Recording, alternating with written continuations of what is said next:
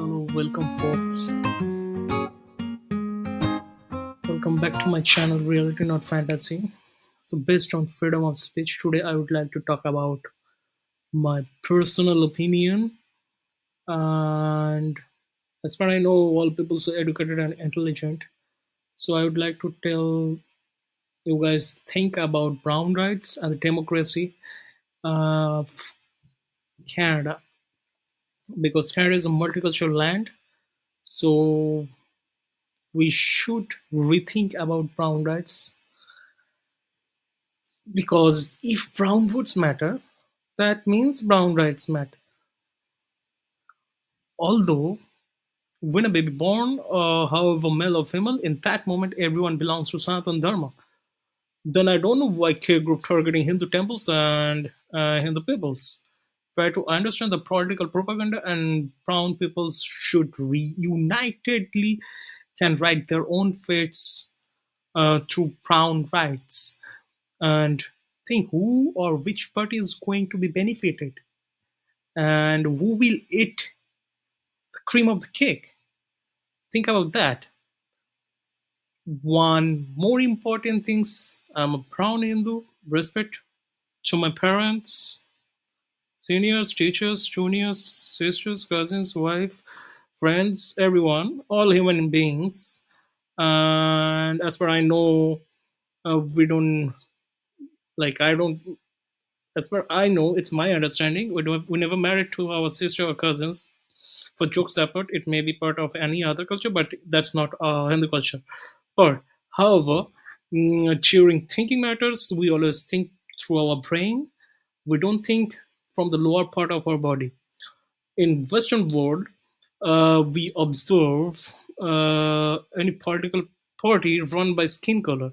So we have to think about the skin color pattern.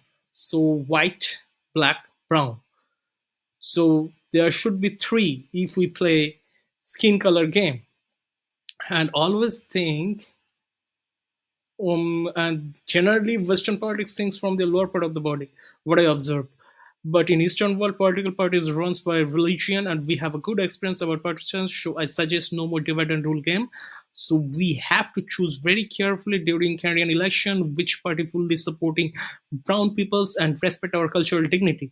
Although 4.344 million brown peoples living in Canada, who are those brown peoples? Mostly South Asian and Southeast Asian peoples I call brown, because we have racialized group, but racialized groups mainly focused on West Asia and Middle East. So we don't need to be a part of racialized group. We need brown group.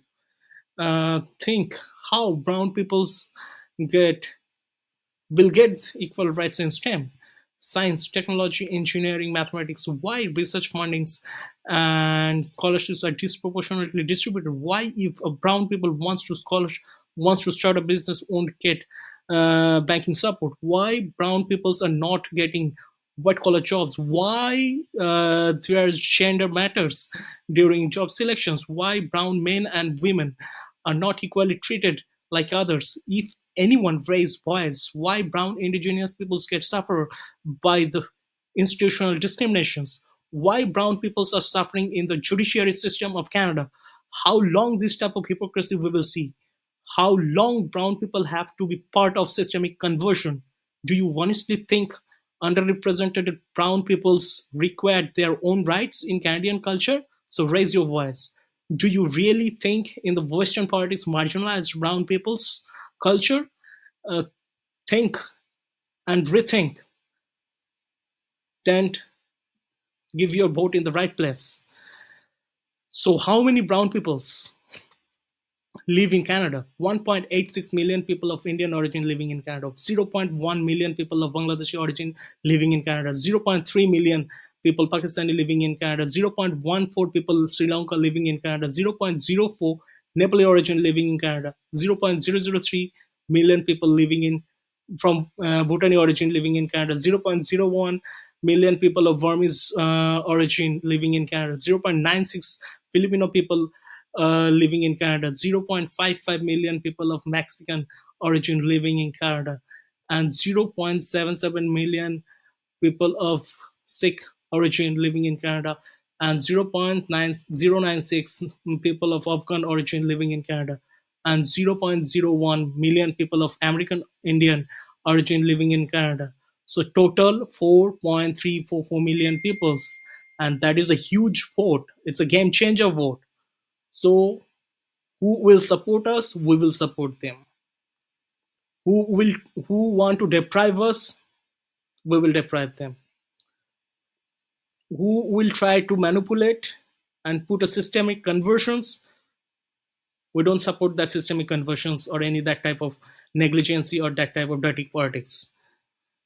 However, we have, according to a StatCan data, 1 million indigenous people living in Canada, 4 million French people living in Canada, 0.5 million people of British origin living in Canada, 1.5 million people of African origin living in Canada, 1.7 million people of Chinese living in Canada, and 1.1 million people of Middle East or West Asian living in Canada, and 0.548 million people of Russian origin living in Canada, and 1.26 Ukrainian origin living in Canada, and 1.2 million people of Spanish origin living in Canada, and 0.21 million people of Lebanese origin living in Canada. So think why we are not united. And if brown people's united, whatever we can do, like what we can do, just think about that. And in Canada, for the development of Canada, if we unitedly brown peoples create a prototype of Akhand Bharat, that could be a good set of examples across the globe, and unitedly we can change any game, and that is highly important for brown people.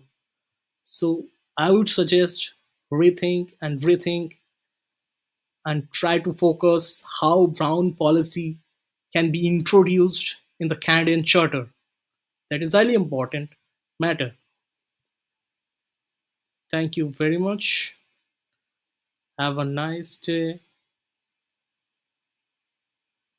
and please let me know your thoughts in comments.